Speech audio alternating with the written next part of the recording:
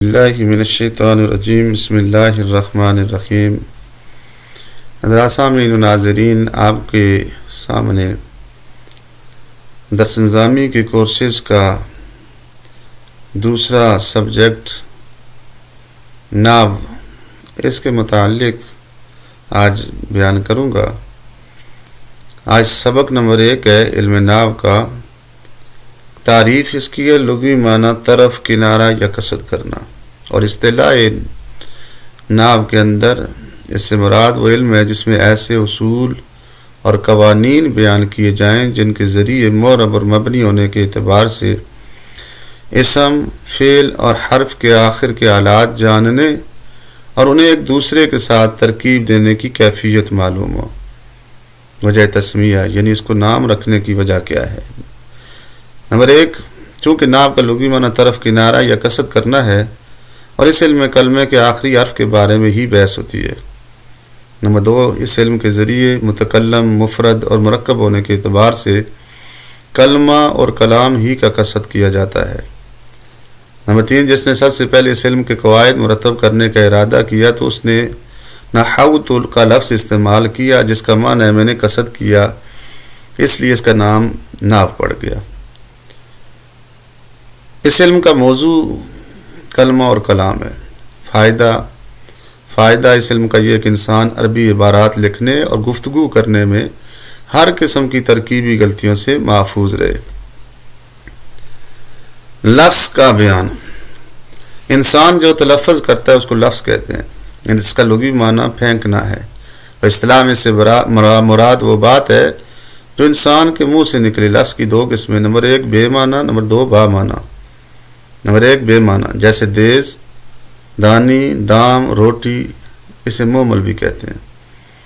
ہم کہتے ہیں نا روٹی شوٹی کھاؤ گے، چائے شائے پی ہے، چائے کا مطلب ہے، روٹی کا مطلب ہے، شائے کا کوئی مطلب نہیں، اسے مومل یا بے معنی کہتے ہیں۔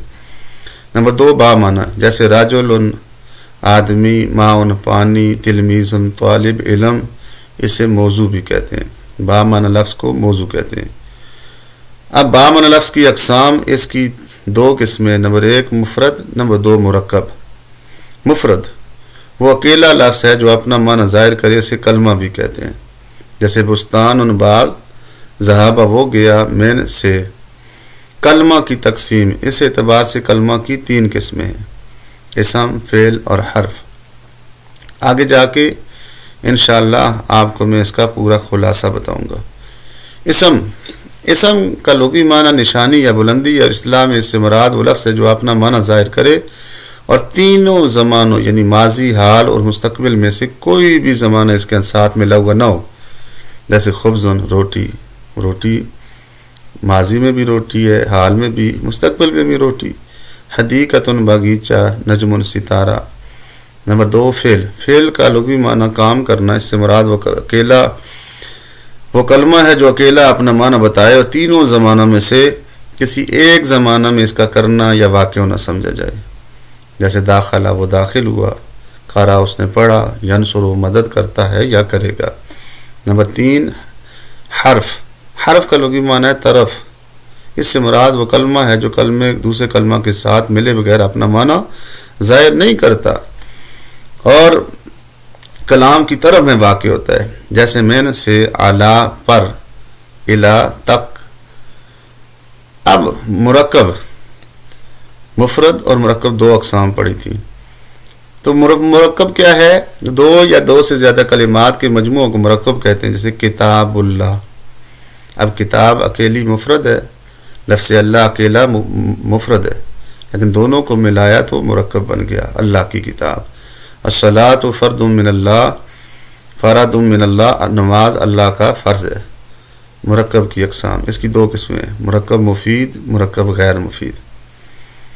مرکب مفید 2 یا 2 سے زیادہ کلمات کا وہ مجموعہ جسے سننے کے بعد سننے والے کو کسی چیز کی خبر، کسی چیز کی طلب معلوم ہو اور اس میں فائدہ بخش نسبت پائی جائے، اس ضمن میں سننے کی مزید خواہش کوئی بھی باقی نہ رہے، اس کو مرکب تام یعنی مرکب مفید کا دوسرا نام تام، اس کو جملہ تیسرا نام جملہ بھی کہتے ہیں، نمبر 4 کلام بھی کہتے ہیں۔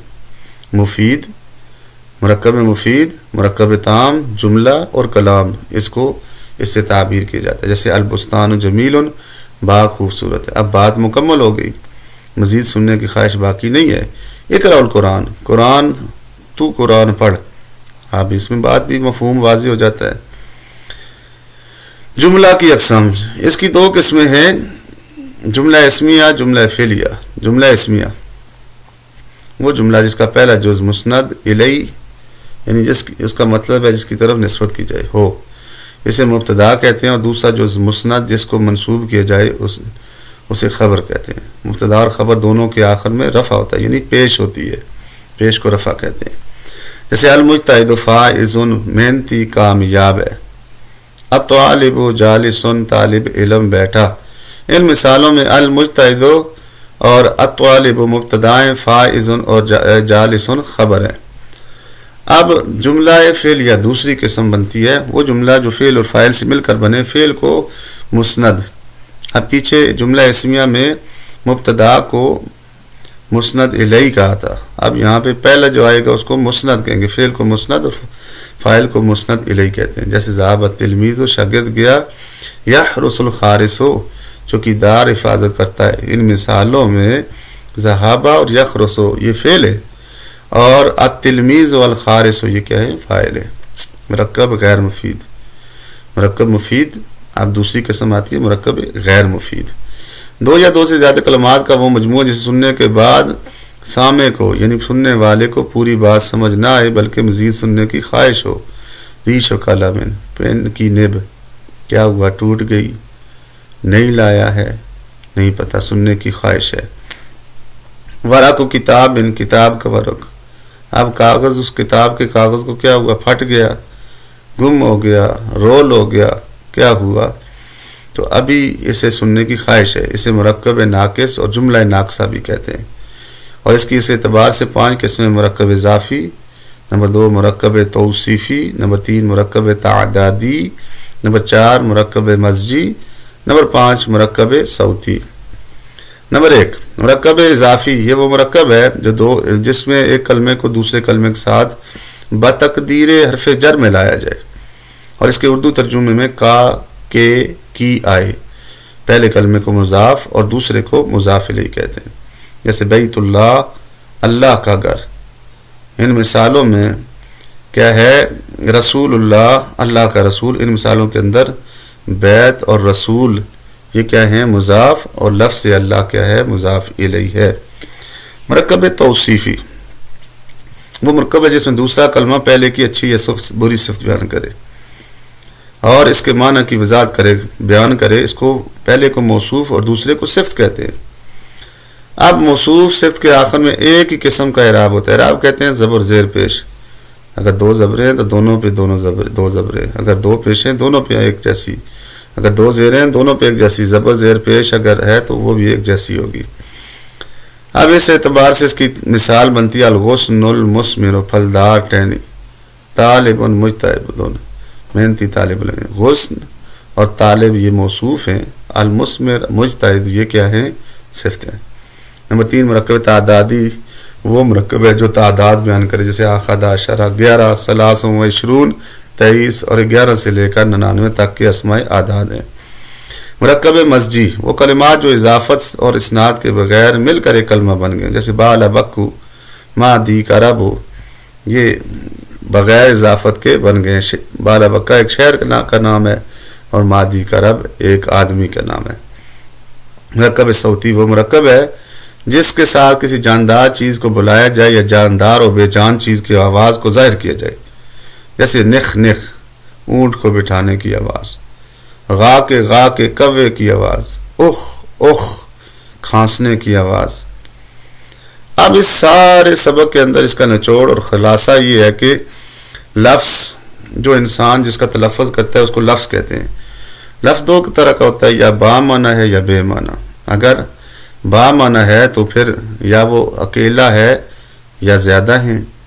اگر اکیلا ہے تو اس کو مفرد، اگر زیادہ ہیں تو اس کو مرکب کہتے ہیں. اب مفرد ہے تو مفرد کی 3 قسمیں ہیں، اسم، فعل اور حرف. اگر مرکب ہے تو مرکب کی 2 قسمیں ہیں، مرکب مفید اور مرکب غیر مفید. اب مرکب مفید کو مرکب تام جملہ اور کلام بھی کہتے ہیں، یہ بھی نام ہے۔ اب اس اعتبار سے جملہ اس کا نام ہے مرکب مفید کا، تو اس اعتبار سے مرکب مفید کی دو قسمیں بنتی ہیں، جملہ اسمیہ، جملہ فعلیہ۔ اب مرکب غیر مفید، اس کو مرکب ناقص یا جملہ ناقصہ بھی کہتے ہیں، اس اعتبار سے اس کی 5 قسمیں بنتی ہیں، مرکب اضافی، مرکب توصیفی، مرکب تعدادی، مرکب مزجی، مرکب صوتی۔ اللہ تعالی ہمیں اس کو سمجھنے کی توفیق عطا فرمائے، اور اس کی ایکسرسائز اور سوالات کیا ہیں، نمبر 1 کلمہ اور کلام میں کیا فرق ہے، یہ طلباء کی آسانی کے لیے کیا جاتا ہے تاکہ پریکٹس کر سکیں۔ نمبر 2 مرکب کسے کہتے ہیں اور مرکب ناقص کی کتنی اقسام ہیں۔ نمبر 3 درذیل فقرات ہیں، ان میں مرکب مفید اور غیر مفید کو الگ کریں اور ان کا ترجمہ کریں۔ السماء ممطرۃ۔ نمبر 2 الجو المعتدل۔ نمبر 3 قرۃ قدم۔ نمبر 4 یلعب الغلمان فی الملاعب۔ نمبر 5 15 رجلا۔ نمبر 6 نخلۃ طویلۃ۔ نمبر 7 صلاۃ الصبح۔ نمبر 8 رمان خلو۔ نمبر 9 الفاقۃ الناضجۃ۔ نمبر 10 فارق الولد۔ یہ آپ کے سامنے سوالات تھے جو پیش کیے، اللہ سمجھنے کی توفیق۔